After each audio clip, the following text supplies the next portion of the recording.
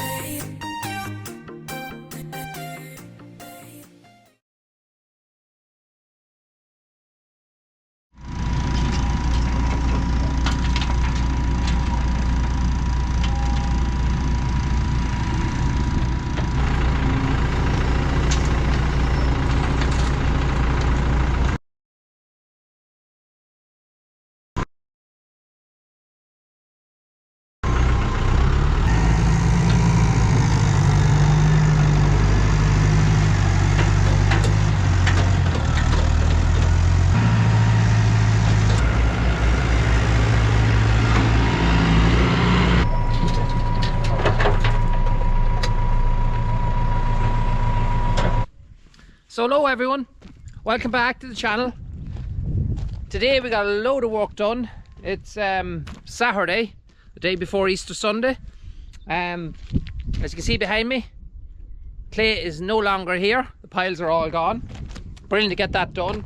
2 lorries in and we moved the whole lot in a few hours. It was done early in the morning. Everything went as smooth could be. It's only going a very short distance. Everybody was safe, everybody kept their distance, obeyed by the rules, and it was brilliant to get this moved so we can finally get this whole place harrowed out now with the power harrow, get it all reseeded, and yeah, get some grass growing. So as you can see here, it has made a big difference. We've actually pared it back a little bit from the house, so we're kind of level, a little bit lower than the tank of the house. Now the rim you're seeing there, that's not the tank, that's actually the top of the cubicles.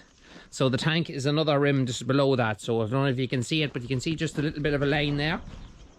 The second one down, so that's the level of the tank there. So we're dead on. We're going to see what it does now. At the minute we didn't put in any shore, because over the winter time, although a little bit of water did lie there, the place around here that we had filled wasn't wet. It was fairly firm, so we're going to see what happens. I'm thinking with the amount of gravel that has been put around that tank and underneath the yard and everything, I'm thinking that it may not be wet. But if it is, what we'll do is we'll sink a track along the shed, we'll fill it with stones, and we'll run it just over there to Shuck the Sunny nearby. So it's only a simple job of opening it across there, just basically putting in a shores. In America or different places you might call it a tile. Here we call it shores, so that's all we have to do. So no big deal. We ploughed this other corner up here. He came and ploughed that one morning. It was great just for him to come around and just do a small little piece like that for us, but it was just handy. He was working in the area and he said, I'll swing around and I'll do it some morning for you early, and he did. He's going to come back now with the power harrow, probably in a couple of days time. Tomorrow's given a little bit of rain, not a whole pile. And to be honest with you, as bad as it is to say it, those of you that are not from the farm background is going to say, God, you farmers give out an awful lot when it's raining, and when it's not raining you're looking for more. It's probably true. I can't blame you for saying it. It's just it's a hard balance to get right. But at the minute, ground around here is getting very, very dry, very, very hard. We'd like a little bit of rain, not too much, just a little bit of rain. It will push grass on an awful lot. As you can see here, anything with cover, I don't know how the camera's picking it up, but grass is growing phenomenally well. Silage Fields is walking it now. The slurry with the dribble bar, brilliant job. I'm not going to go in too much into that now, but I'll make another video on that in the coming days. I can definitely see a richer greenness in the fields. So obviously more nitrogen was put into the ground rather than spreading on the plate. They do say you lost a percentage of nitrogen in your slurry when you spray it because it's gone up into the atmosphere. So technically it's helping the environment, and I'm very happy with the way the fields are growing. Really nice and green. We've got lovely heat in the last 2 days, and you can almost see the grass growing. At home, different story slightly. It just needs a little bit of more moisture. It's getting really, really hard. It's different ground.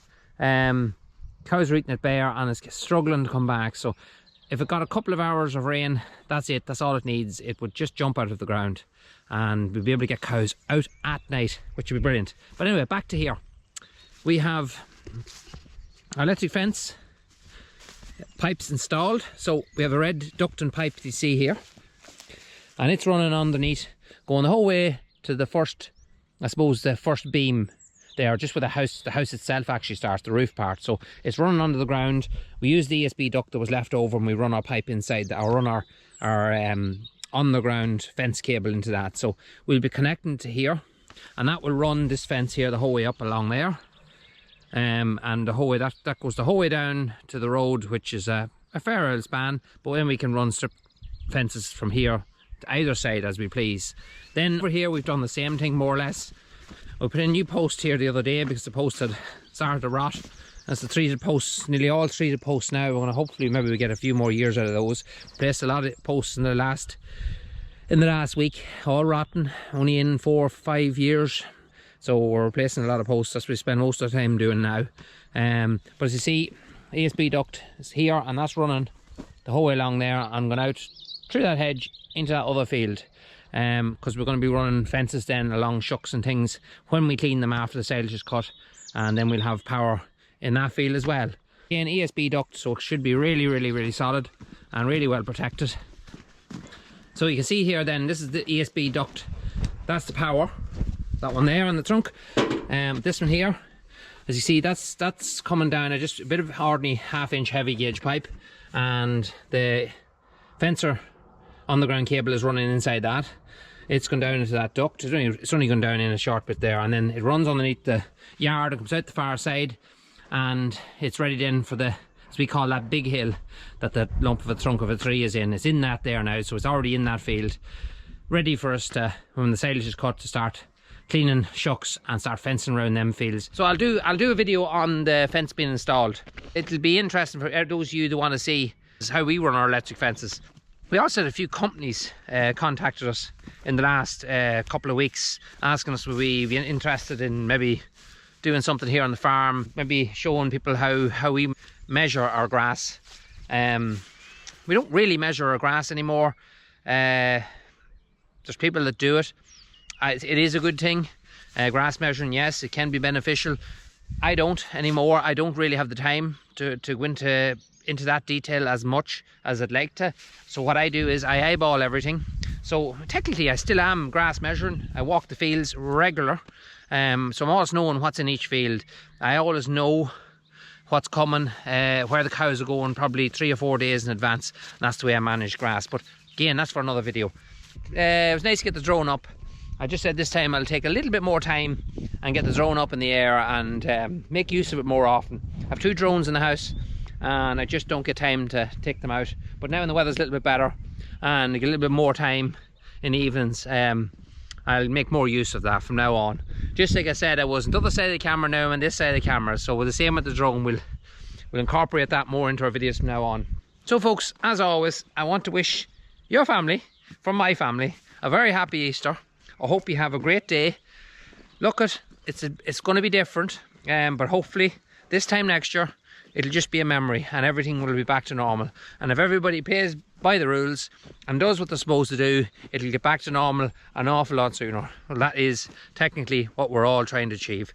So folks, I'll leave you with the finished product of drone footage, and we'll pick it up in a few days when it's all been harrowed, and we'll get a couple of videos all put together now ready. There's one of rolling, there's one of harrowing. It's technically was done a week ago. I just didn't get time to post it, but I think I'll put this one up first because tomorrow is Easter Sunday. Some people might get bored. Include another section of site work when this has all been harrowed out and been put into grass. There'll be another section of us fencing around and getting the wall plastered, which hopefully will be soon. It's supposed to be today, it's supposed to be finished today, but fortunately the lads didn't just turn up, and that's just one of those things. But hopefully we'll get it done. It'll not take very long. I'd like to get it just wrapped up.